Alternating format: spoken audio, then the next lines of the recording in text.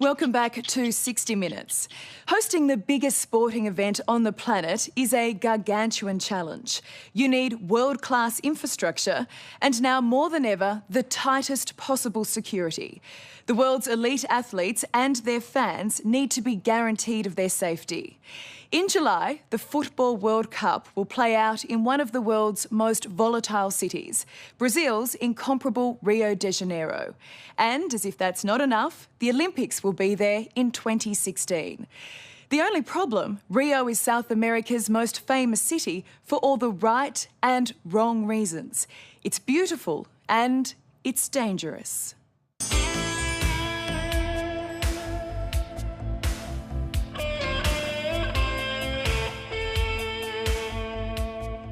Rio de Janeiro, the most iconic city in all of South America.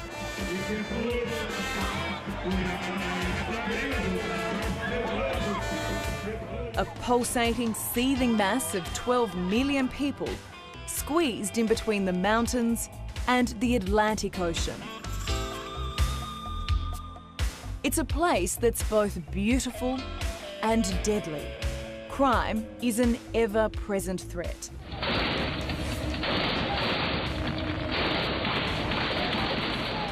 But Rio is trying to convince the world it has come of age.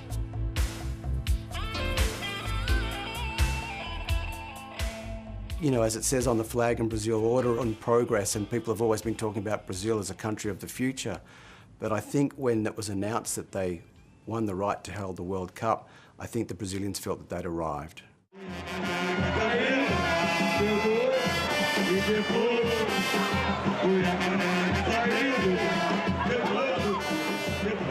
This is what Rio is famous for. It's not only the party capital of Brazil, but the world.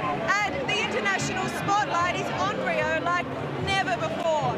In the next 2 years, it hosts the World Cup and the Olympic Games.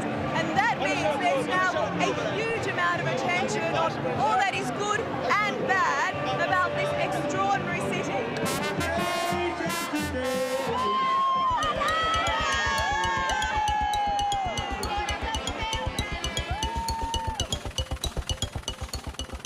You know, I'm from Sydney. Sydney is a spectacular city, but I have to say I've really fallen in love with Rio de Janeiro. Simon Walker has lived in Brazil for 10 years. So iconic. Absolutely. Show that image anywhere in the world and everyone knows exactly what you're talking about.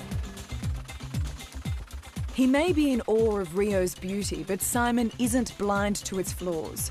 He runs the Brazilian Traffic Network, which provides live reports during the peak hour commute. Rio has the third worst traffic in the world. Basically means you spend a lot of time sitting in your car trying to get from A to B. So one very minor incident could cause chaos. Absolutely, easily. Large parts of the city can be brought to a standstill.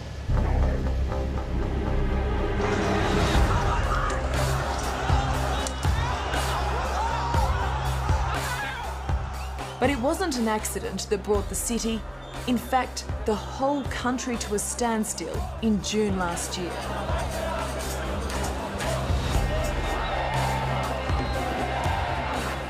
A peaceful protest against bus fare increases quickly exploded into a full-scale revolt against the billions of dollars being spent on the World Cup and the Olympics.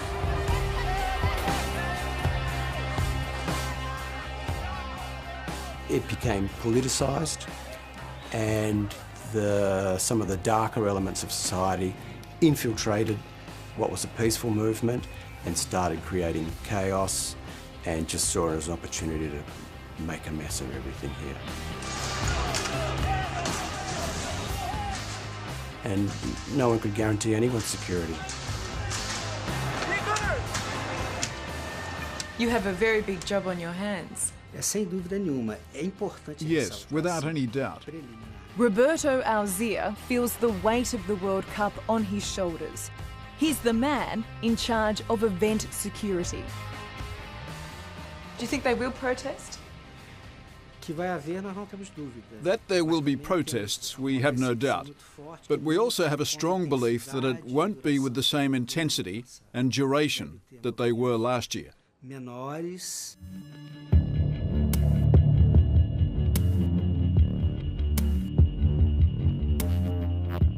But violence is nothing new to Rio.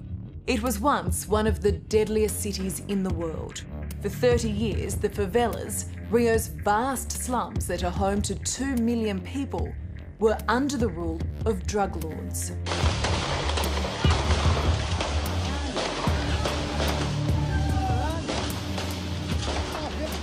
But 4 years ago, knowing they had to quash Rio's reputation for lawlessness before staging these big events, the police, backed by the military, began a campaign to gain control of the infamous favelas.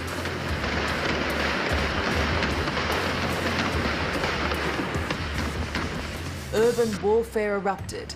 There was carnage on both sides. A police helicopter was even shot down.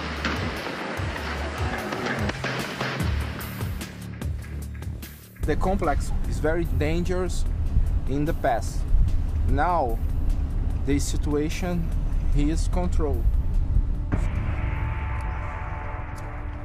This so-called pacification has worked in some favelas, with murder rates tumbling. But you still have to be vigilant. I'm on patrol with Captain Lima Ramos, one of 12,000 officers assigned to reclaim the shanty towns.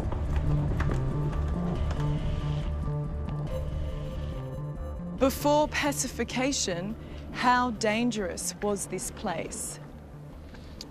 After pacification, the risk to both police and the population diminished a lot. We cannot say today there is no risk. There will always be risk.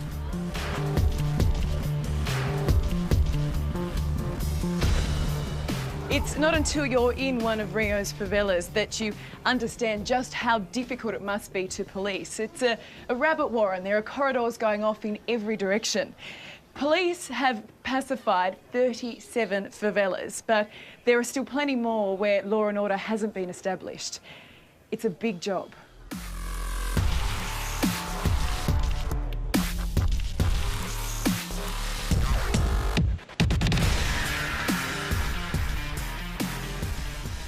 There are a lot of guns on the street here. This community we're in at the moment is controlled by one of the drug factions here. And when the police come in, they tend to sort of meet the drug traffickers head on. And that means that if you're living in the middle of this, you can end up being caught in the crossfire. How did you end up here? That's a pig. That's a pig. Luke Dowdney is a scholar turned social worker in Complexo de Mar, a favela still under the control of the drug lords. I have to be a bit careful in talking around issues like this because I live here. Is it a challenging location? Yeah. Pigs running wild? Yeah. Well, at least it's not gunfire.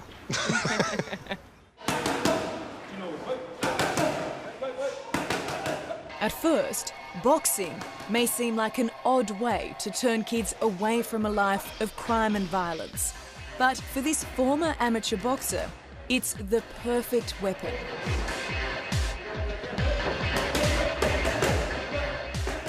Why boxing? Everything that you do in that ring, you can take into your life. It's kind of the theatre for life, I guess you could say. And it's a tough place, but you can't hide in there, and you also can't lie in there.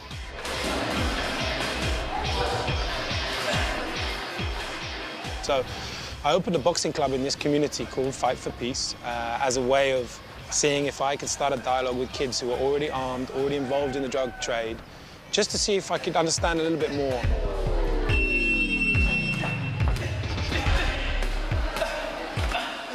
"14 years ago, Luke started with 10 kids from the favela. Now, 10,000 have come through the academy doors. They have been taught respect in and out of the ring. Saving not all, but plenty from the gangs, Fight for Peace has also produced champions like Roberto Custodio.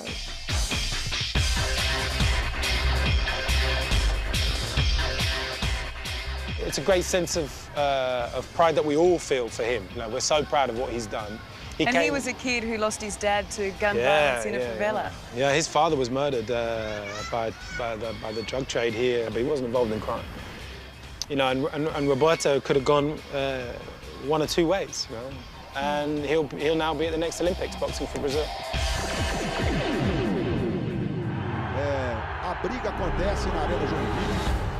But before any competition starts, the question has to be asked. With violence still so prevalent in Brazil, even in the soccer stadiums, and with the threat of more protests during the World Cup itself, will Rio be safe?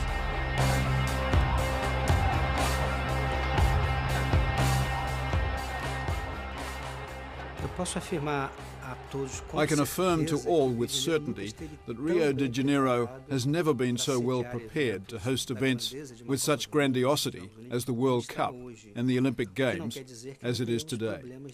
Which doesn't mean we won't have issues with public safety, as all big cities have, but I am absolutely certain that the Australian tourist will have a good experience in Brazil.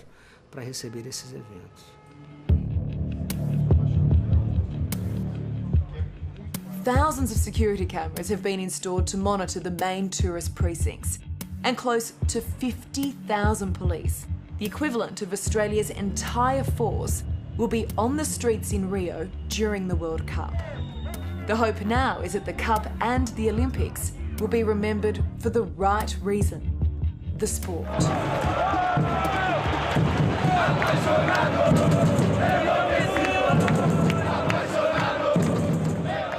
The locals are crazy. There is just one religion here besides Catholicism, and that's football. It's the only sport they have here. They're not into all the other different things, but football is for everywhere. And it's the great democratiser of the country.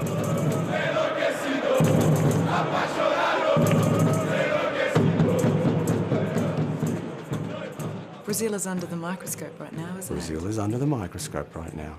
There's nothing to hide here. So if you get caught in a queue for 4 hours, or you know, some other situation happens, okay, but you're going to have a good time, and that's the real Brazil. It's not like you can go to some other countries and they put on a facade, and so you get this clean image of something that's probably not the real country. When you come to Brazil, you're going to get the real Brazil. To catch up on stories you've missed, download the 60 Minutes app for your iPhone or iPad. Coming up.